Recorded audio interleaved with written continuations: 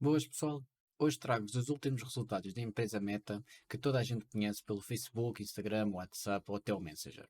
Confesso que num primeiro passar de olhos pelos resultados pareciam bem piores do que realmente eram, até porque falharam estimativas por praticamente meio dólar por ação nos resultados. Mas mesmo assim, a empresa subiu mais de 20% no dia seguinte. Então, o que é que aconteceu? Bom, antes dos resultados da meta, como é hábito neste canal, vamos olhar para o portfólio. E está tudo praticamente na mesma, pois o reforço mensal ainda não entrou para irmos às compras, mas a escolha do que comprar já está tomada. E ainda por cima, com os mais recentes resultados excelentes por parte da Elf Beauty, a bater os analistas na linha superior da receita e na linha inferior dos ganhos por ação também, e aqui com um valor acima do dobro do esperado, incrível, resultados simplesmente fantásticos por parte da Elf Beauty, portanto, só reforça a minha posição em querer comprar mais Ulta, já que é um beneficiário destes resultados, pois a Ulta vende os produtos da Elf na sua loja. E a Ulta Beauty continua acima dos 3,5 de rentabilidade de fluxo de caixa livre, o que continua dentro da minha zona de compra. E mesmo olhando para o valor que o modelo de desconto de fluxo de caixa nos dá, temos praticamente 25% de desconto numa projeção a 5 anos e 65% numa projeção a 10 anos. Mas enfim, este vídeo não é acerca da Ulta Beauty e eu no fim do episódio vou falar sobre as grandes mudanças que eu em princípio vou fazer ao meu portfólio nas próximas semanas. Ora, muito bem. Então a Meta subiu 20% no dia seguinte à apresentação dos resultados, mesmo tendo uma redução na faturação em 4% em relação ao ano anterior. O que, mesmo assim, bateu as estimativas dos analistas em 480 milhões de dólares.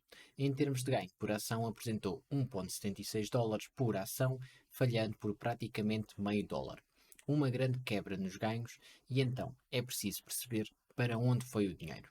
Podemos logo ver nesta imagem que o R&D, ou seja, a pesquisa e desenvolvimento, subiu 9% em relação ao último ano.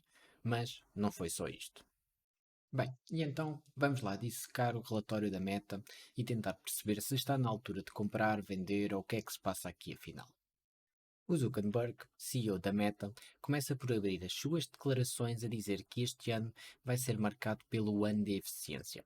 Lembram-se, para quem viu obviamente o meu vídeo sobre os resultados da Microsoft, do que o CEO da Microsoft disse nos resultados deles que iam ter um ou mais de um ano de otimização.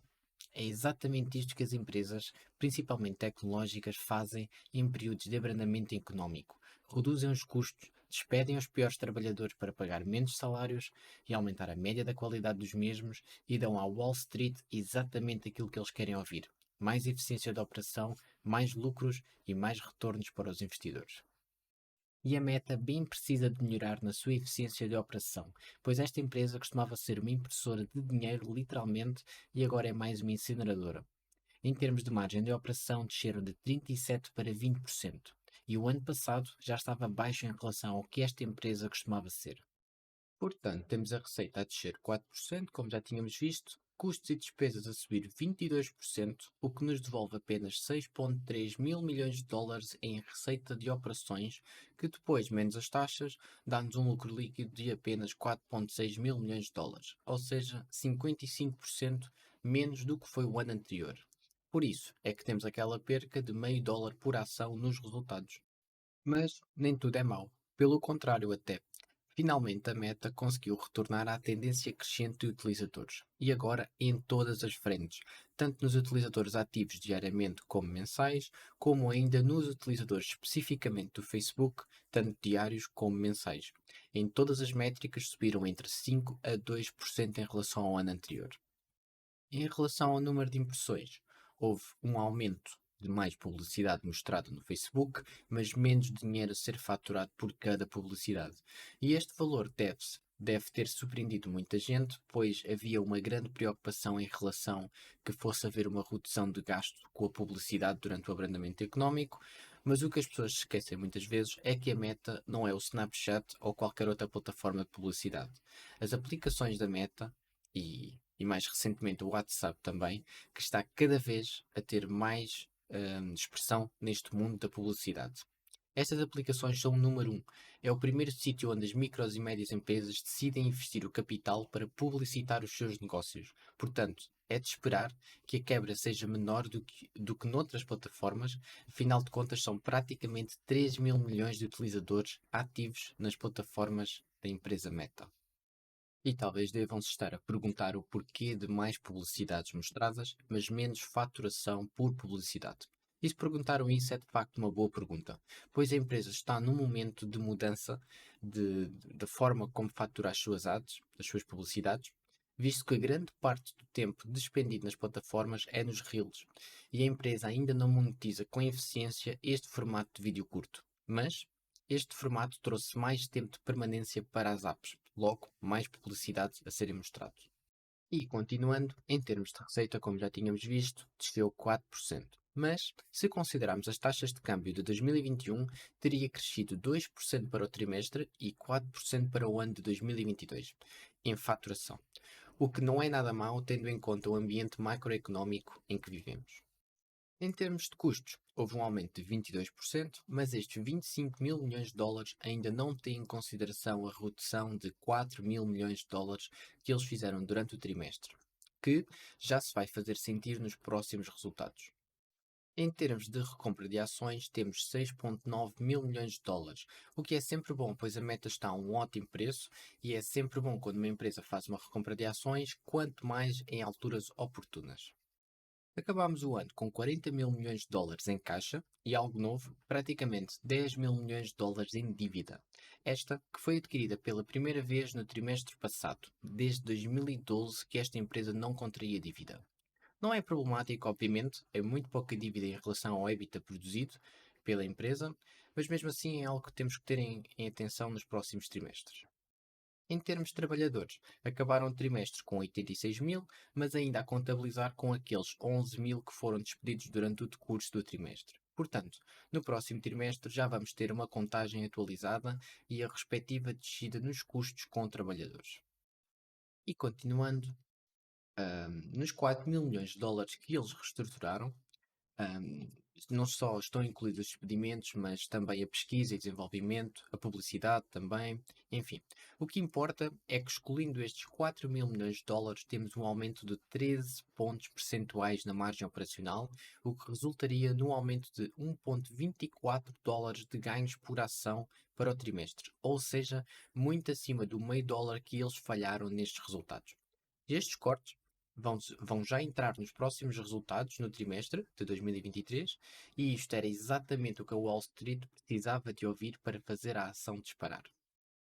E continuando no relatório deles, pois é, já que falámos sobre o que a Wall Street queria ouvir, temos as estimativas do futuro do diretor financeiro da Meta a antecipar uma redução de 5 mil milhões em despesas e cerca de 4 mil milhões em CAPEX. Depois, entrando no relatório, encontramos a causa dos ganhos por ação terem falhado por um valor tão grande. Para além do aumento em pesquisa e desenvolvimento, temos um aumento também significativo em custos de receita. E a maior parte deste custo não é sobre a receita da família de aplicações da Meta. Mas já lá vamos.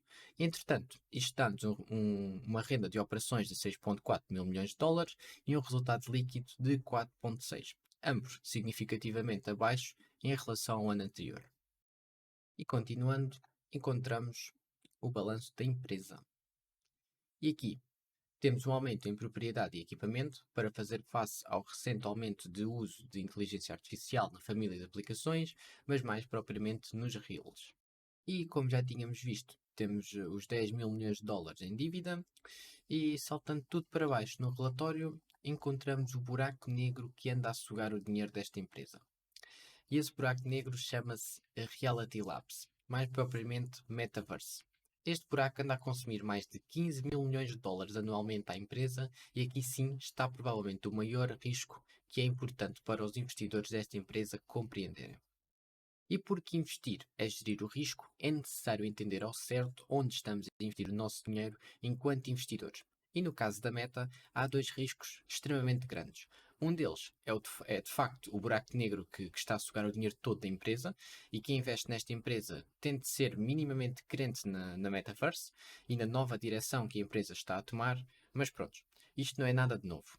Outro risco que praticamente ninguém fala é o aumento ridículo de compensações de ações nos últimos anos, em que Dos 19 mil milhões de dólares em fluxo de caixa livre que geramos, 12 foram apenas em compensações de ações, que nos deixa apenas com 7 mil milhões de dólares em real fluxo de caixa livre.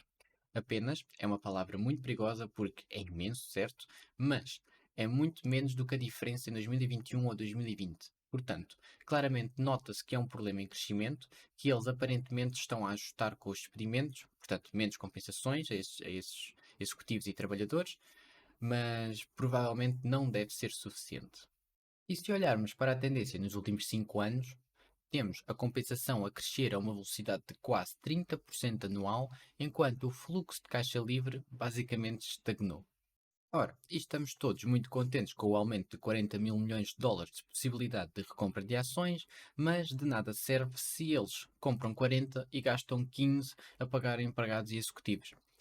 Praticamente andam a dançar com o dinheiro de um lado para o outro e a atirar areia para os olhos dos investidores, enquanto derretem quase 15 mil milhões de dólares no projeto Metaverse, que ainda nada provou. Portanto, concluindo, vou comprar mais, vender? Qual é a minha conclusão no fim de tudo isto?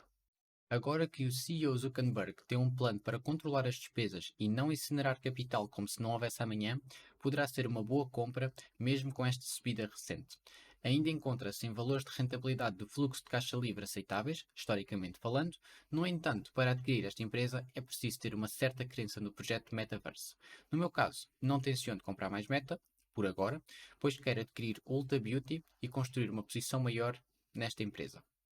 E falando em adquirir a Ulta, as grandes mudanças que eu tenciono fazer no meu portfólio nos próximos meses, à medida que os resultados trimestrais vão saindo, é vender Playboy, Gevo, Unity e Corsair, e talvez também o Pinterest. Depende dos seus resultados. E porquê? Porque, assim como as empresas tecnológicas estão num ano de otimização, eu também estou num processo em transformar o meu portfólio num portfólio mais forte, com empresas com altos fluxos de caixa livre, pouco alavancadas, com fortes moats e difíceis de serem quebradas rapidamente por competidores. Então, eu estou à espera dos resultados para tentar adquirir o melhor preço possível por cada uma destas posições e realizar as perdas nessas mesmas empresas. Com este capital, eu vou reforçar a posição Ulta e adquirir uma nova posição na empresa Mastercard. Eu tenho um pouco mais pressa em reforçar a Ulta em vez de adquirir a Mastercard, pois enquanto gravava este vídeo saiu também os resultados da Estée Lauder, uma marca de cosméticos competidores da Elf, vendido também nas lojas Ulta. E então bateu os analistas tanto na faturação como nos ganhos por ação, e sim, a receita desceu 16% em relação ao ano anterior, como estamos a ver, mas eles culpam o mercado asiático, e problema que a Ulta não tem, visto que só opera na América, e os problemas de inventário que eles também culpam são muito fáceis de resolver por parte da Ulta, visto que tem milhares de produtos à sua disposição. Portanto, eu estou à espera de um resultado minimamente forte por parte da empresa e gostava de ter uma posição mais sólida nessa altura. Bom, e para concluir, temos as últimas novidades do Banco Central americano com um aumento de 25 pontos de base e é expectável continuar, e por cá temos o Banco Central Europeu a superar com um aumento de 50 pontos de base e também é expectável aumentar mais 50 pontos em março. Ou seja, as coisas por cá não vão melhorar tão cedo. E por mim é tudo. Muito obrigado a quem assistiu até ao fim e até já.